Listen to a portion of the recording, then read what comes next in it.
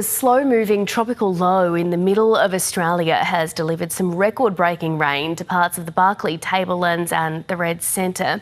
Amber Driver from El Kedra Station northeast of Alice Springs told the ABC that her property received more than 600 millimetres of rain over 48 hours. Sid Vashist is the Mayor of the Barkly Regional Council and he joins me now from Tennant Creek in the Northern Territory. Sid, thank you so much for your time today. Can you just give us a bit of an idea of the scale of this wet weather that you've seen over the last couple of days? I mean, 600 millimetres in 48 hours is pretty significant. Absolutely, Melissa. Significant rainfall event. Our communities still remain isolated. The access to the community still remain isolated. The council is bigger than the size of Victoria, 323,000 square kilometres. We manage about 450 kilometres of the roads, and of which 85% of our roads have been impacted. The damages and the true costs will come out in the coming weeks and months.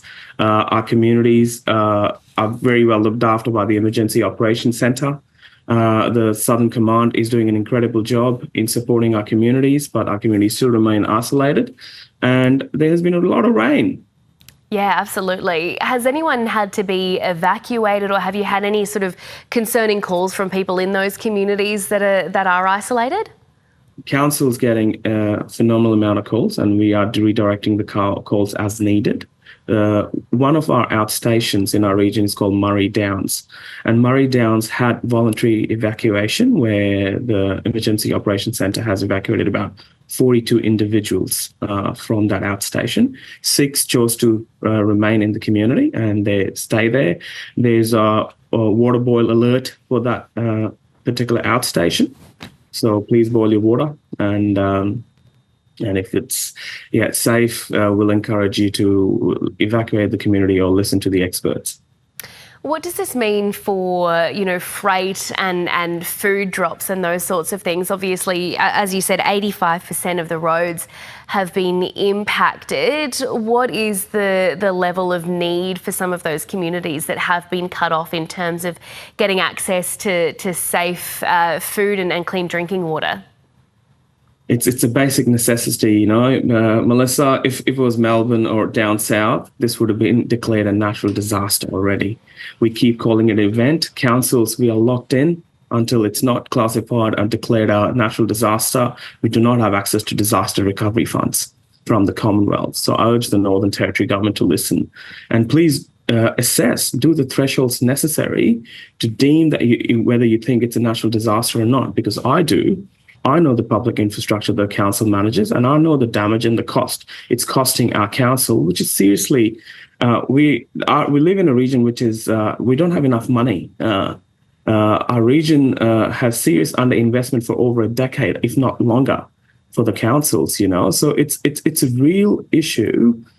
Just in 2023, we were challenged by one of the biggest bushfires. Now we've got the rainfall. You need to support us. And what's stopping you from declaring this a natural disaster? I cannot comprehend that decision yet. When you talk about the roads being impacted and roads being affected, are you talking about roads that have been destroyed? And just take us through what the cleanup process is going to be like and the repair process is going to be like, particularly for those really remote roads to some of those communities in the NT. Our easternmost community is called Alperoolum, Lake Nash Station.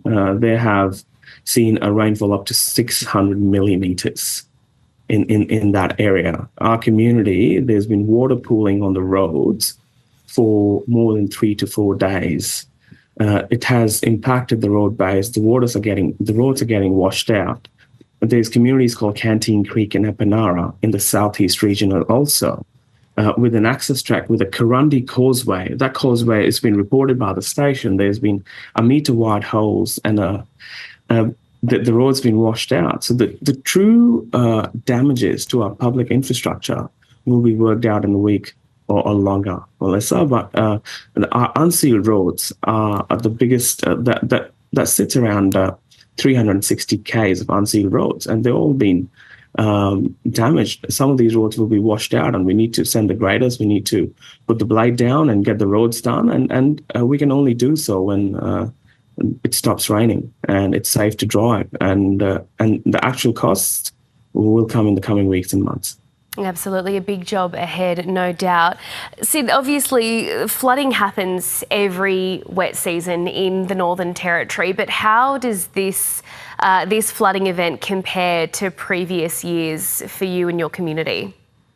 For the Barkly, Cyclone Yassi in 2011 was an event that comes close enough to this. When you listen to a station, El Kidra station, that's been published by the ABC also, El Kidra station has not experienced this for over 4 decades.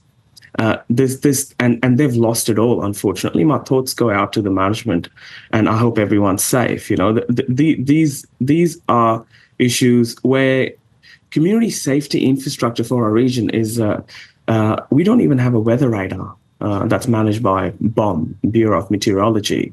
It was turned off over a decade ago. And if we had access to the real-time data, it's been talked about that we're going to get it this year, and just delays COVID. And after that, the negotiations with traditional owners and whatnot. These things are taking way too long. We need to fast-track this critical community safety infrastructure and provide the people what they deserve.